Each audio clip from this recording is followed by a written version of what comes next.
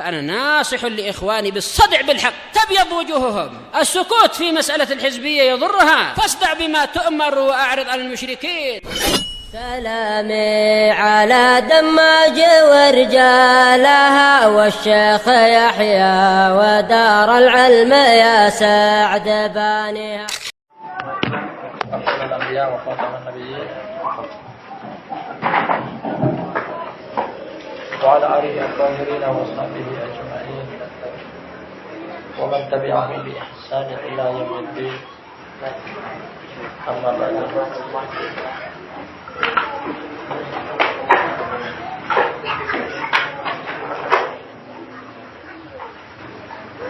Ikhwanul kiram, akhwatul karimat,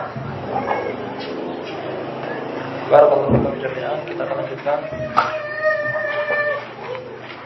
kajian rutinitas kita biasa maghrib wa isya pada kitab tauhid. Sebuah karya tulis milik Imam Al-Mujaddid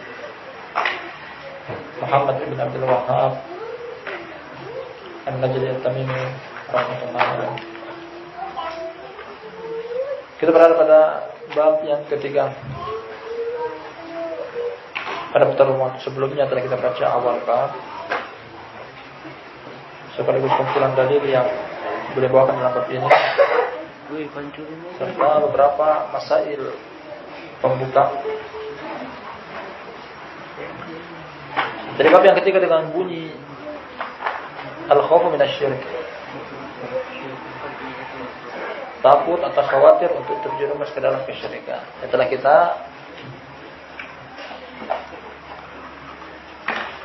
sebutkan bahwasanya keterkaitan antara judul bab ini dengan kitab At-Tauhid secara umum,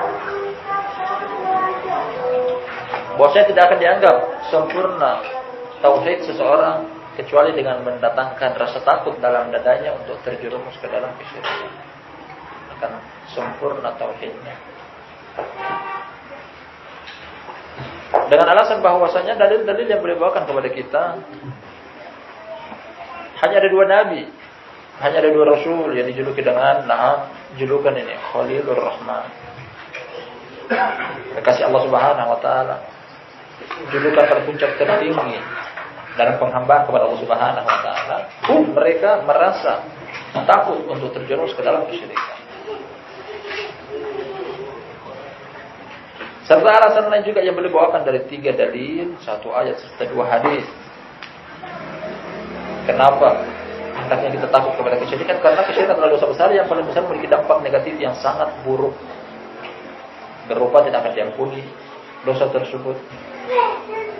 Nah, tempat kembali dia adalah neraka serta diharamkan bagi dia untuk masuk ke dalam surga.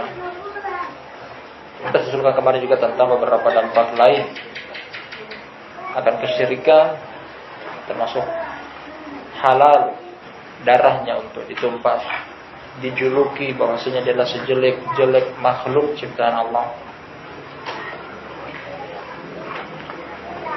Kita akan masuk pada sisa masail.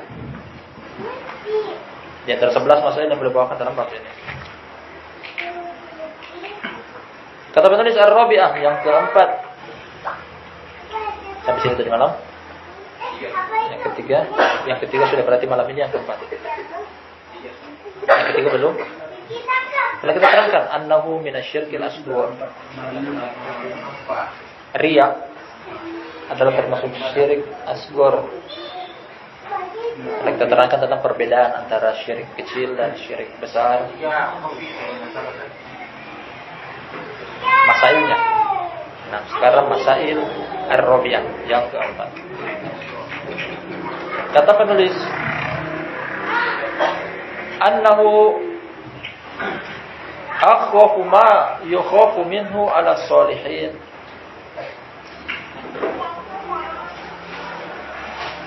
Kembali kepada kesyirikan dari judul bab, bahwasanya dia yakni kesyirikan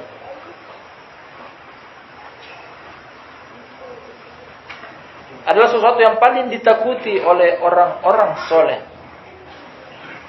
Begitu banyak perkara yang ditakuti oleh orang-orang soleh, namun ini yang paling ditakuti. Perhatikan dengan lafaz isim tafdil. Tidak ada yang lebih takuti kecuali hal ini, untuk terjerumus ke dalamnya.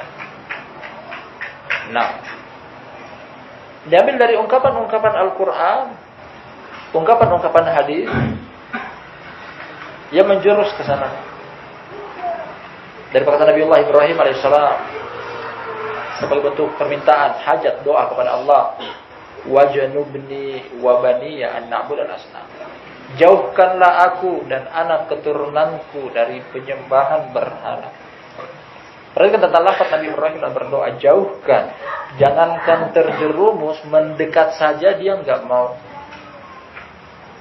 Lebih tinggi perkataannya daripada sekadar mengatakan, nah, jagalah aku dari kesyirikan. Bisa jadi dia sudah dekat, tapi terjaga. Ini bahkan dekat saja tidak mau. Kalau boleh kita berucap bahwasanya hendaknya jauhkan kita dengan kesyirikan sejauh timur dan barat yang tidak ada titik temu. Jauhkan kita dari kesyirikan seperti jaraknya 6 bumi dan langit. Ungkapan-ungkapan semisal itu.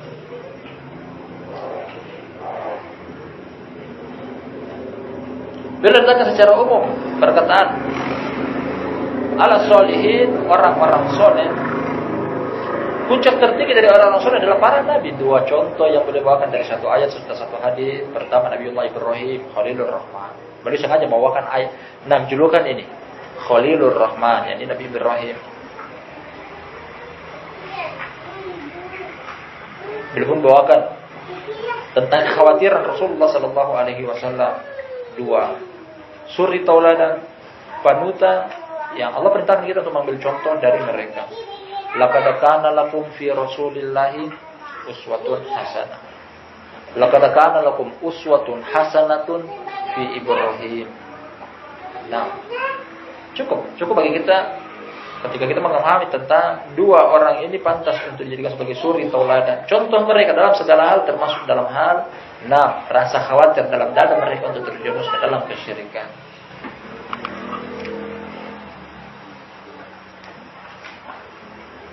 Beliau ungkapkan dengan kata-kata bentuk motivasi. Sesuatu hal yang paling dikhawatirkan oleh orang-orang soleh adalah kesyirikan. Kalau engkau soleh, hendaknya inilah sifat engkau.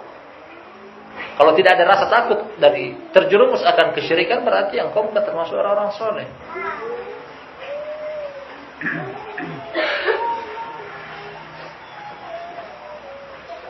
Ar-Rabi'ah yang keempat.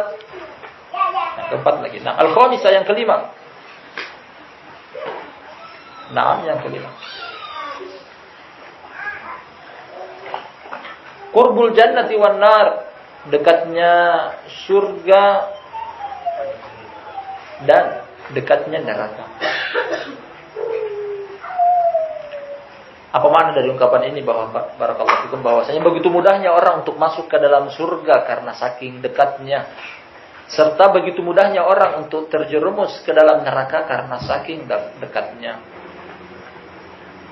Telah ada amalan-amalan yang mengantarkan entah kepada surga ataupun kepada neraka, dan sangat mudah untuk diamalkan.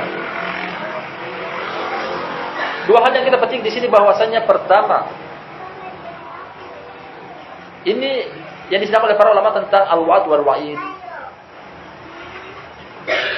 Nah, janji baik serta ancaman. Janji baik untuk apa? Masuk ke dalam surga. Saking mudahnya untuk bisa sampai kepada dalam surga karena dekatnya surga tersebut. Al-wa'id ancaman, ancaman untuk dekatnya khawatir akan neraka. Kemudian hal-hal yang paling mengantarkan ke dalam neraka karena saking dekatnya adalah kesyirikan. Ini dia yang diinginkan oleh Ibnu Baqidah. Tambahkan lagi dengan hadis-hadis penunjang yang lainnya seperti perkataan Nabi sallallahu alaihi wasallam, al-jannatu aqrabu ila ahadikum min syiraki na'lihi wan nar min dzalik. Yang artinya surga lebih dekat kepada kalian lebih daripada tali sendalnya. Neraka pun demikian. Ketika kita pakai sandal, ibaratnya adalah sandal lengket di kaki kita agar tidak mudah lepas, ada talinya. Saking dekatnya sandal tersebut, ternyata surga dan neraka lebih dekat Ya dalam hadis Abdullah bin Mas'ud radhiyallahu anhu riwayat Imam Bukhari, potongan hadis yang panjang, potongan akhirnya kata beliau, wa innar rajula la ya'malu bi amali ahli al-jannah hatta ma yakunu bainahu wa bainaha illa dira' fayasbiqu alaihi al-kitab fayamalu bi amali ahli an-nar fayadkhulaha. Wa innar rajula la ya'malu bi amali ahli an-nar hatta ma yakunu bainahu wa bainaha illa dira' fayasbiqu alaihi al-kitab fayamalu bi amali ahli jannah fayadkhulaha. Kata Nabi sallallahu alaihi wasallam dari potongan hadis yang tadi kita baca, sesungguhnya seseorang dia mengamalkan amalan penduduk surga sampai-sampai tidak ada jarak antara dia dengan surga kecuali sehasta.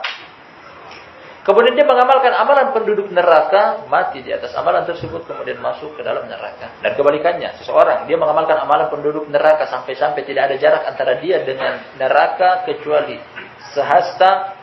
Fayasbiqu alaihi kitab, takdir Allah telah lebih duluan. Akhirnya dia mengamalkan amalan penduduk surga, berubah di akhir hayatnya, kemudian dia mati masuk surga. Semisal juga hadis yang lain kata Nabi sallallahu alaihi wasallam, "Nam kullu muyassarun lima khuliqalah." Setiap orang itu akan dimudahkan terhadap apa yang dia ciptakan untuknya. Kalau dia diciptakan untuk surga, dia akan dimudahkan untuk mengamalkan amalan penduduk surga. Sebagaimana kalau dia diciptakan untuk neraka, dia akan dimudahkan oleh Allah Subhanahu wa taala untuk mengamalkan amalan penduduk neraka. Hadis-hadis kuning yang dalam bab ini bahwasanya barakallahu fikum, masuk ke dalam surga serta masuk ke dalam neraka ada sebabnya. Ada amalan di balik itu. Kalau kita ketahui bersama bahwasanya syirik merupakan hal yang paling mudah untuk mengantarkan ke dalam neraka, jauhi. Karena begitu dekatnya neraka dengan kita, begitu mudahnya amalan kesyirikan untuk diamalkan.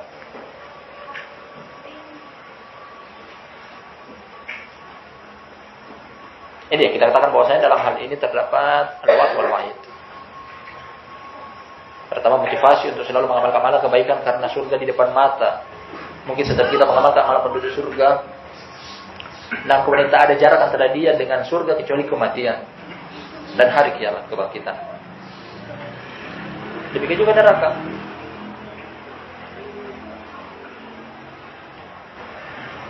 Ini diambil dari hadis, dua hadis yang terakhir, Ibnu Mas'ud radhiyallahu anhu, hadisnya Jabir, dari Imam Bukhari dan Imam Muslim. Pada kedua hadis ini.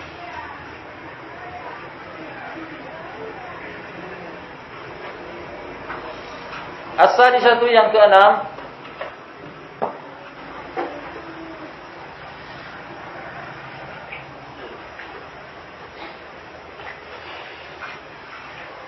al-jam'u baina qurbihima fi hadisin wahidin.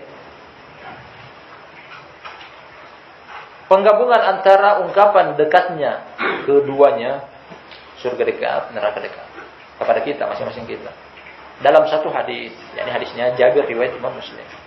Man laqiya Allah la yusyrik bihi syai'an dakhala al-jannah. Barang siapa yang bertemu dengan Allah, yakni pada hari kiamat, di kehidupan dunia tidak bisa bersama dengan Allah, tidak menyekutukannya dengan sesuatu apapun, dakhala al-jannah, akan masuk ke dalam surga. Dan barang siapa yang bertemu dengannya, yakni pada hari kiamat, namun tidak menyekutukannya dengan sesuatu, namun menyekutukannya dengan sesuatu apapun, akan masuk ke dalam neraka. Ya, artinya sebab untuk masuk ke dalam surga adalah jangan syirik. Sebab untuk masuk ke dalam neraka adalah kesyirikan. Yang kesyirikan. Sebab yang paling besar, sebab yang paling ditakuti oleh para nabi dan rasul.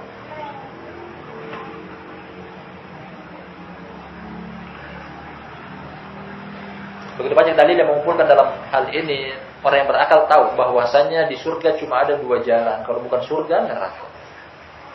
Tinggal memilih. Kedua-duanya Allah telah memudahkan jalan untuknya. Tidak ada jalan di tengah. Tidak ada jalan ketiga. Kalau nggak masuk surga pasti neraka.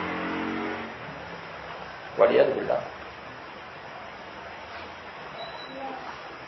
Makanya orang yang sebagian orang kita mendengar bahwasanya, ingin mencari akhirat tapi dunia juga jangan dilupakan. Jadi tengah-tengah.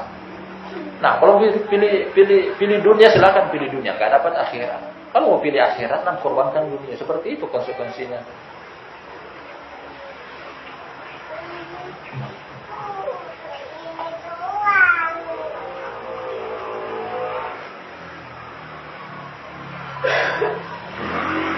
As-sabi'ah yang ketujuh.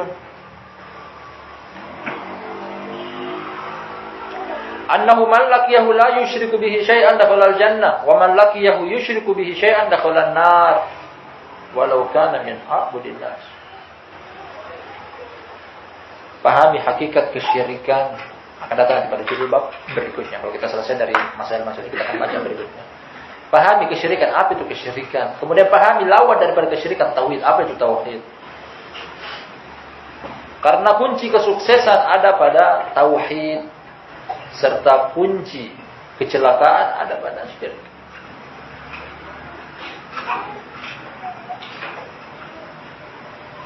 Syekh Yahya bin Allah Ta'ala menerangkan dalam kitab beliau Mabadiul Mufidah bahwasanya a'dhamul hasanat at-tauhid wa a'dhamus sayyi'at asy-syirk.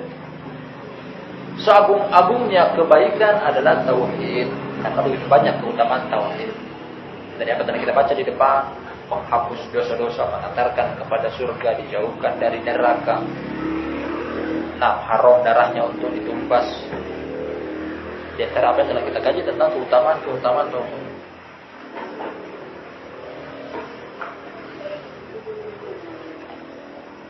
Serta dampak buruk dari kesyirikan. Pada bab ini disebutkan. Pada bab yang sebelumnya juga telah kita baca. Haram bagi dia naam surga. Tempat kembali dia neraka. Tidak akan diampuni dosa-dosanya.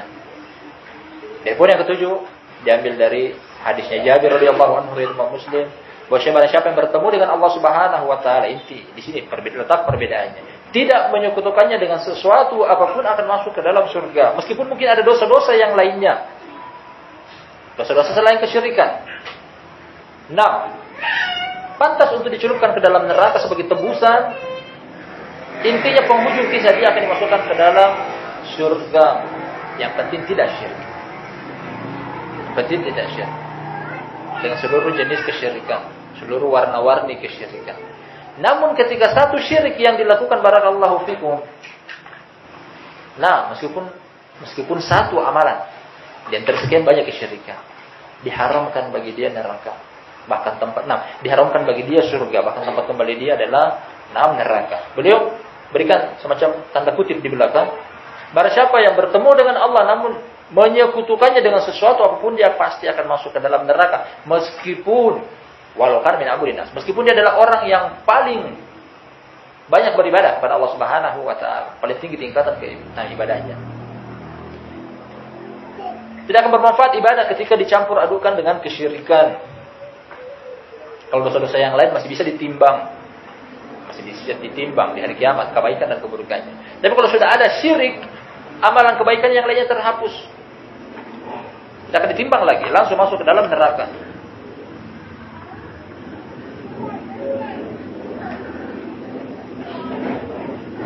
Dari poin ini kita bisa petik pelajaran bahwasanya pentingnya tauhid serta jeleknya kesyirikan. Karena kesyirikan mengantarkan kepada neraka. Pentingnya tauhid karena dengan tauhid dia akan mengantarkan ke dalam surga. Meskipun memiliki dosa-dosa selain syirik akan dicelupkan ke dalam neraka sebagai penghapus, pelebur dosa dia. Kalau ada tauhid dalam dadanya meskipun sebesar biji darah, akan dimasukkan ke dalam surga.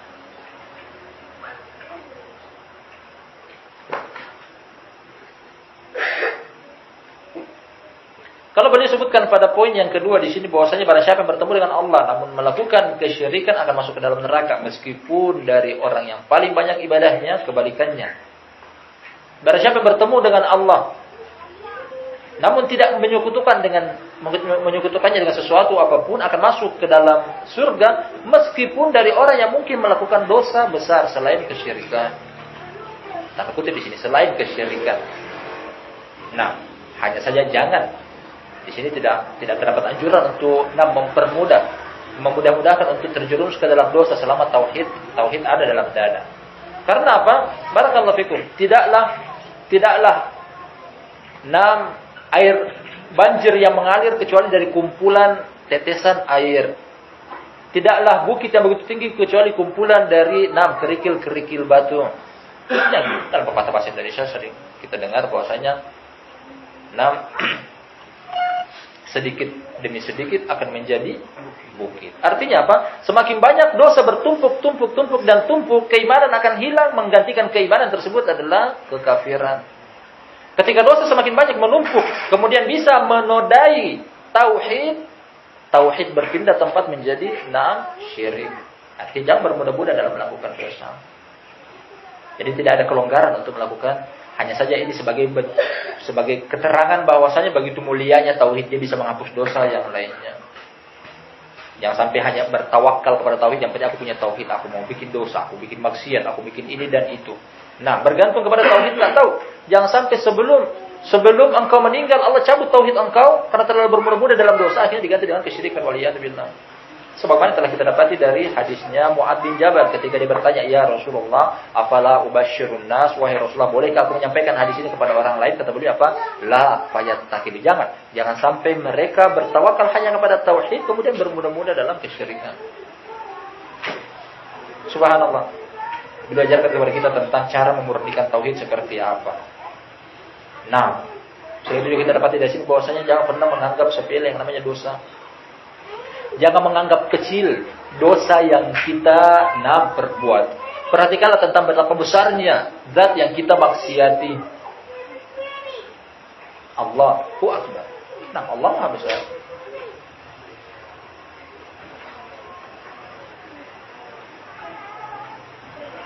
At-thamina yang ke-8, al-mas'alatul 'azimah. Masalah yang ke-8 beliau anggap adalah 6 perkara yang agung penting. Su'alul khalil lahu walibanihi. Wiqayata ibadatil asnam. Perhatikan, permintaan. Bukan cuma dengan usaha dan upaya, bahkan doa. Doa dia peruntukkan kepada Allah. Jadi jangan pernah menganggap sepele yang namanya doa. Doa adalah senjata pamungkas. Buana sebutkan, doa silahul mu'min. Doa adalah senjatanya orang mukmin dalam segala urusan dia. Meminta kepada Allah Subhanahu wa taala untuk masukkan ke dalam surga dengan doa. Untuk masukkan ke dalam neraka, tidak dijauhkan dari neraka juga dengan doa. Meminta kebaikan dunia dan akhirat juga dengan doa. Meminta hajat insaniyah, kehidupan duniawiya juga dengan doa. Nabi berdoa kepada Allah Subhanahu pada sesuatu yang sangat dia khawatirkan. Kemudian kita cermati lebih mendalam lagi bahwasanya doa ini peruntukan dari Nabiullah Ibrahim Khalil alaihissalam kepada Allah Subhanahu wa taala, bukan cuma kepada dia, bahkan kekhawatiran itu juga jangan sampai ini pun terjadi kepada anak cucunya dia. Jauhkan aku, jauhkan anak keturunanku. Orang yang peduli kepada sesama. Orang yang peduli kepada sesama. Nabi Ibrahim alaihissalam peduli kepada dia dan anak cucunya dia. Wiqayat ibadatil asnam dalam bentuk doa. Bisa saja setiap kita berusaha dan berupaya untuk dijauhkan dari kesyirikan, hanya saja menurut Ibrahim tidak cukup kecuali dengan meminta kepada Allah Subhanahu wa taala. Karena tidak mungkin hal ini terjadi kecuali dengan pertolongan dari Allah. Makanya ada doa yang dianjurkan oleh Nabi sallallahu alaihi wasallam kepada Mu'adz bin Jabal dalam hadis tersebut, serta kepada kita yang mendengar akan pelajaran tersebut. Bahwasanya ibadah butuh pertolongan. Kata Nabi sallallahu alaihi wasallam, "Ya Mu'adz, wallahi inni la uhibbuk." Wahai Mu'adz, sesungguhnya aku sangat cinta kepada engkau. Allah tada'anna fi duburi kulli shalah an taqul Allahumma a'inni ala dzikrika wa syukrika wa husni ibadatik. Janganlah sekali-kali engkau meninggalkan di akhir salat engkau kecuali engkau berdoa, "Ya Allah, bantulah aku." Lafaznya apa? Bantulah aku, tolonglah aku. Berzikir kepada engkau, mengingat engkau. Bersyukur kepada engkau serta memperbaiki ibadahku. Memperbaiki ibadah kita butuh pertolongan dari Allah Subhanahu wa taala. Karena tidak mungkin terjadi ibadah sesuai dengan apa yang Allah Subhanahu wa taala kehendaki kecuali dengan pertolongan dari Dia. Makanya Allah Subhanahu wa taala setelah kita beribadah jangan lupa minta tolong. Iyyaka na'budu wa iyyaka nasta'in. Karena tidak mungkin kita bisa beribadah dengan sebaik-baik bentuk yang kita persembahkan kepada Allah Subhanahu wa taala kecuali datangkan juga nasta'innya di belakang.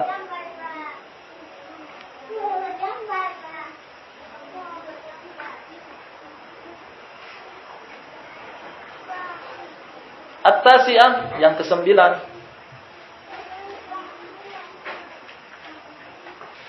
Beliau tidak bawakan ayat ini tapi sebagai lanjutan dari ayat tersebut. Karena beliau sebutkan potongan ayat yang beliau inginkan adalah ayat yang antara itu sebelum atau setelahnya, ya lanjutan dari ayat tersebut. Ini yang kita baca. Itibaruhu bihalil aktsar liqaulihi rabbi innahunna adlalna katsiran minan nas. Nabi Allah Ibrahim menganggap keadaan mayoritas orang. Hal ini dia tidak menyepelekannya bahwasanya begitu banyak orang yang sesat, makanya dia tidak mau termasuk di antara orang yang banyak tersebut. Dengan perkataan dia, dengan perkataan Allah Subhanahu wa taala, Rabbi innahunna adlalna katsiran minan nas. Wahai Rabb, sungguh mereka banyak menyesatkan manusia. Siapa yang menyembah? Yang menyembah berhala. Nah, dia enggak mau diri dia yang Nabi Allah Ibrahim serta enggak mau juga anak keturunan dia termasuk orang yang banyak tersebut. Kata Allah Subhanahu wa taala, "Wa ma yu'minu aktsaruhum billahi illa wa hum musyrikun." Ya, surat Yusuf. Tidaklah kebanyakan mereka kecuali melakukan sekutu kepada Allah Subhanahu wa taala. Bahan renungan bagi kita juga hendaknya kita bersyukur kepada Allah Subhanahu wa taala telah menyelamatkan kita dari kebanyakan orang yang sesat tersebut. Yang telah masuk dalam tauhid, yang telah masuk dalam lingkaran tauhid, subhanallah. Ini adalah keberuntungan yang besar. Jangan sia-siakan hal tersebut. Karena selamat dari kesyirikan adalah pilihan Allah Subhanahu Allah yang memilih. Si fulan pantas untuk tauhid, si fulan tidak pantas. Kayaknya disyirik lebih bagus. Ketika antum telah mengetahui bahwasanya antum telah diselamatkan oleh Allah dari kesyirikan, dijaga. Dijaga baik-baik. Karena ini merupakan kenikmatan yang paling besar. Kita mengetahui bahwa ketika nikmat Allah Subhanahu wa taala yang Allah berikan kepada sedikit orang tersebut, sedangkan kebanyakannya tidak, menunjukkan bahwasanya orang tersebut adalah orang pilihan. Yang sengaja Allah pilih. Allah tahu orang ini pantas untuk mendapatkan tauhid, makanya Allah berikan kepada dia tauhid. Nah, kalau Nabi Ibrahim berdoa untuk dijauhkan dari tauhid, hendaknya kita lebih pantas. Jangan pada lupa untuk doa dengan doa semacam doanya Nabi Ibrahim kepada diri kita, keluarga kita, anak cucu kita, jauhkan kami dari kesyirikan.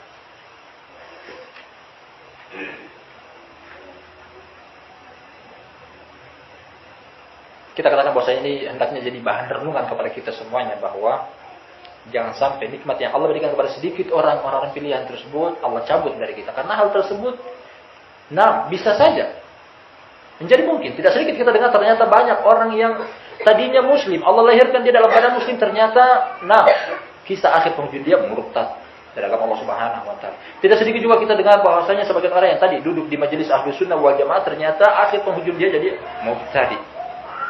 Kata Allah Subhanahu wa taala, wa in tatawallaw yastabdil qauman ghayrakum.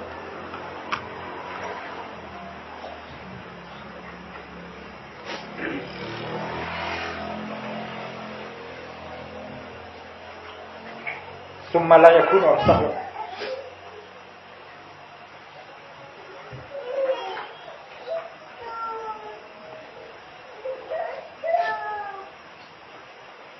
Kata Allah Subhanahu wa taala yang artinya apabila kalian berpaling dari agama Allah Subhanahu wa taala, yastabdil qauman ghayrakum. Allah akan gantikan kalian dengan yang lainnya.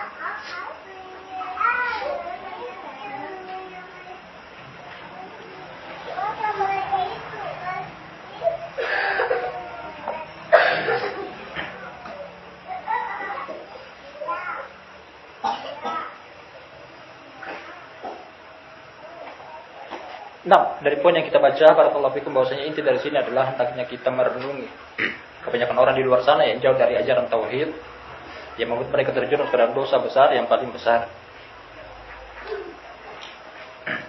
Al-Asyirah yang ke-10.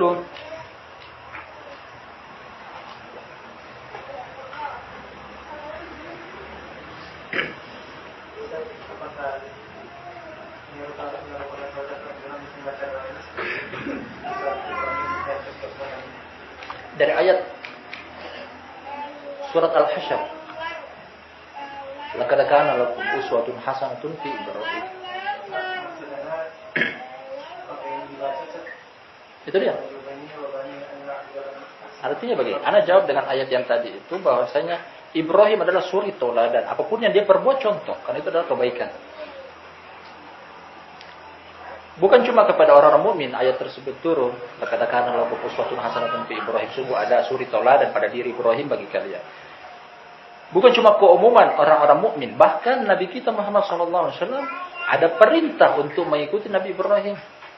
Kata Allah Subhanahu wa taala, "Nah, tsumma auhayna ilaika anittabi' millata Ibrahim hanifan." Kemudian kami wahyukan kepada engkau, ikutilah agama Ibrahim yang hanif, lurus. Perbuatan Ibrahim adalah perbuatan yang berlandaskan wahyu dari Allah Subhanahu wa taala. Semuanya. Para nabi demikian. Perbuatan mereka adalah muayyad bil wahyu. Ketika Allah Subhanahu wa taala perintahkan Nabi kita Muhammad SAW untuk mencontoh beliau, hendaknya kita lebih pantas. Artinya orang-orang yang mengikuti Nabi SAW hendaknya lebih pantas untuk mengikuti hal tersebut. Apalagi ada dalil khusus mengatakan bahwasanya Ibrahim adalah suri tauladan kepada kebanyakan kaum mukminin. Termasuk doa ini. Bahkan di antara nabi-nabi, sekian banyak nabi, ketika para ulama menerangkan tentang ayat ini, summa auhayna ilaika, kemudian kami wahyukan kepada engkau anittabi' millata Ibrahim hanifan, untuk engkau mengikuti agama Ibrahim yang lurus. Dalam syariat Nabi Ibrahim khitan. Bahkan dari riwayat mengatakan bahwasanya yang paling pertama khitan dari nabi-nabi adalah Nabi Ibrahim. Pun umat ini mendapatkan motivasi, anjuran dan ajakan dari Allah untuk mengikuti Nabi Ibrahim dalam hal berkhitan. Kita lihat sebagian umat tidak berkhitan, agama yang lain tidak berkhitan. Dalam hal ini kita ambil dari mana? Dari Nabiullah Ibrahim.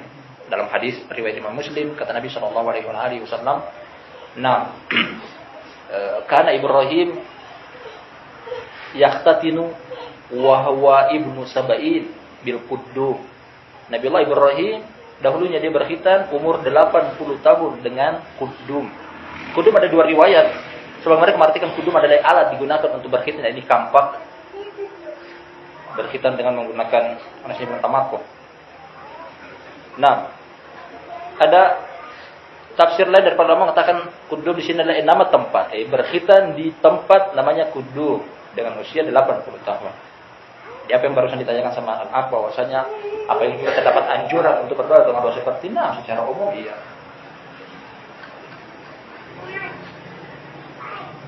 Al-Asyirah yang ke-10, fihi tafsir la ilaha illallah. Di dalamnya terdapat tafsir makna tentang la ilaha illallah, tidak ada sembahan yang berhak disembah kecuali Allah. Kama dzakarahu Al-Bukhari, sebagaimana disebutkan oleh Al-Bukhari. Diambil dari ayatnya 6 Nabiullah Ibrahim. Adapun berkaitan dengan tafsir la ilaha illallah akan datang setelah ini persis. Tentang tafsir la ilaha illallah, ad-du'a ila syahadati la ilaha illallah, kemudian ayat-ayat dan dalil-dalil mereka sebutkan merupakan tafsir dari la ilaha illallah. Dan setelahnya nanti. Dua bab setelah ini maksudkan tafsir tauhid.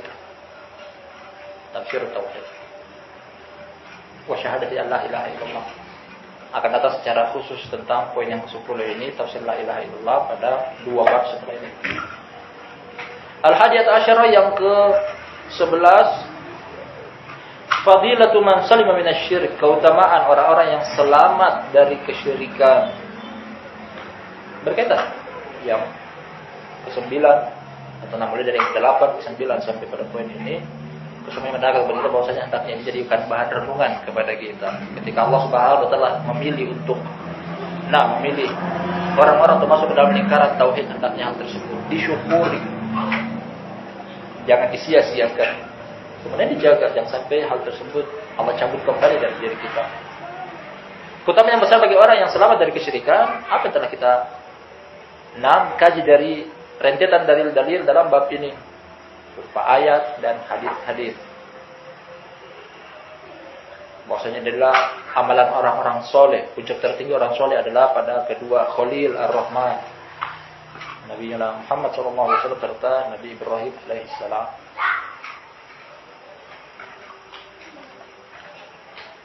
Dengan demikian setelah kita selesaikan bab yang ketiga, masih ada waktu kita akan ambil judul bab baru.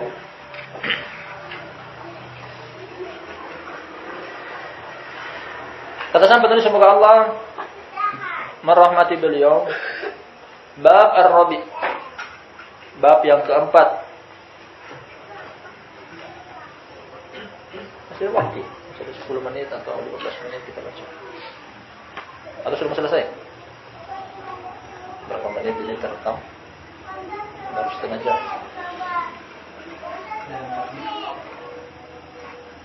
Bab Ar-Rabi, bab yang keempat, ad-du'a ila syahadati an la ilaha illallah. Menyeru kepada persaksian bahwasanya tidak ada sesembahan yang berhak disembah kecuali Allah. Mendakwah, menyeru kepada apa? Kepada tauhid. Pada tauhid.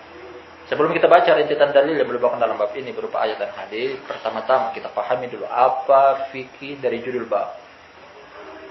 Karena ini tariqah ashabul hadis.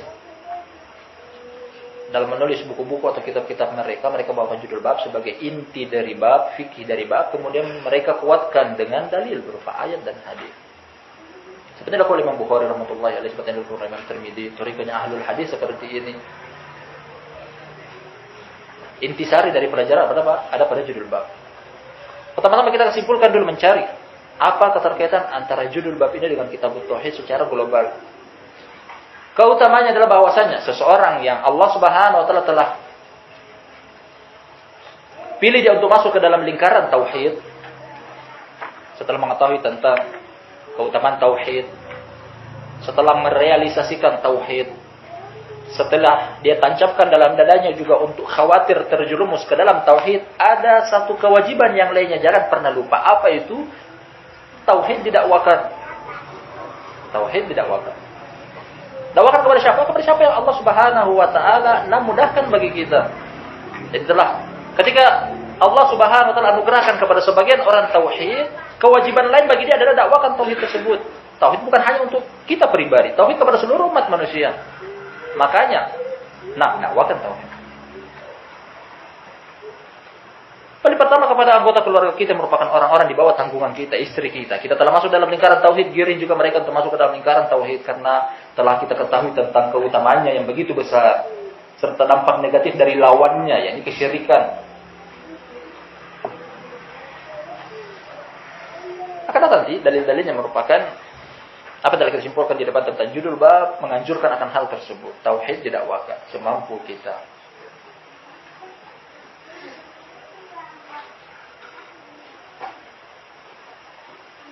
Ya, subhanallah, beliau akan giring kepada kita sampai pada bab-bab yang berikutnya nanti.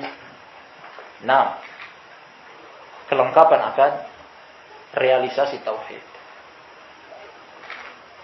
Jadi pada poin ini kita ambil, atau pada judul bab ini kita ambil pelajaran bahwasanya tauhid butuh untuk didakwakan.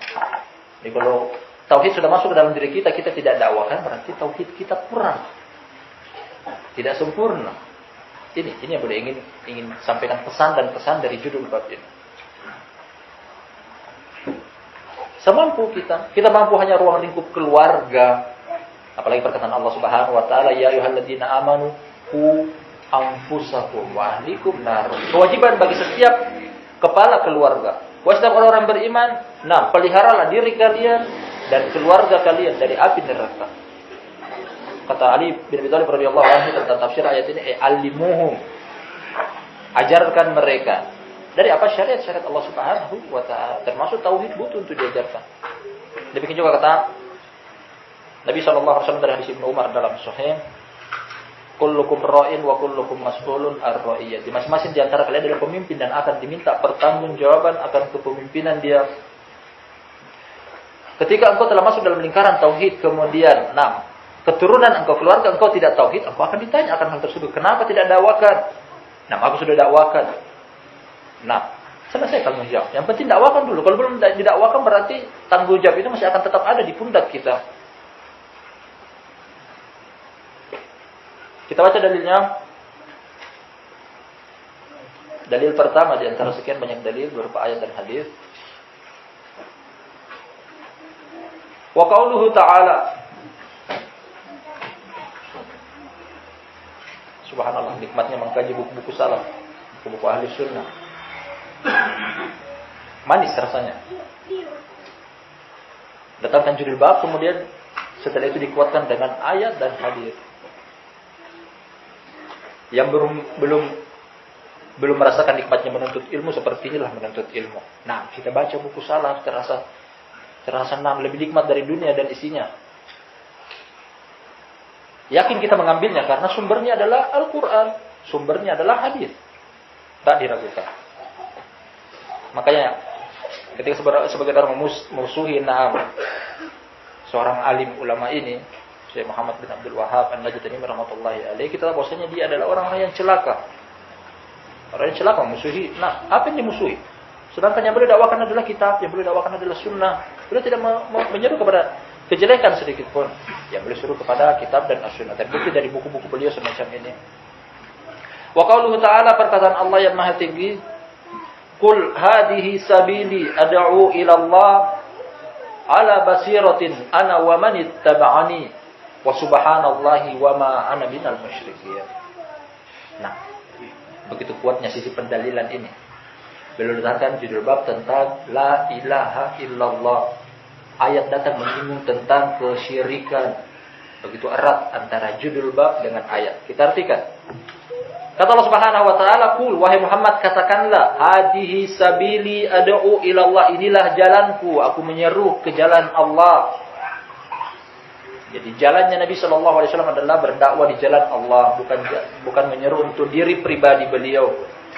Bukan menyeru untuk mengikuti beliau, tapi mengikuti Allah Subhanahu wa taala. Ala basiratin, di atas ilmu. Dakwah tanpa ilmu menyelisih dakwanya Nabi sallallahu alaihi wasallam. Ana wa man ittaba'ani, aku berserta orang-orang yang bersamaku. Ini jalanku, ini juga jalan orang-orang yang bersamaku. Jadi engkau mengaku meniti jalannya Nabi sallallahu alaihi wasallam, ini inti dari hadis ini, bahwasanya ikuti beliau, apa yang beliau perbuat, berdakwah.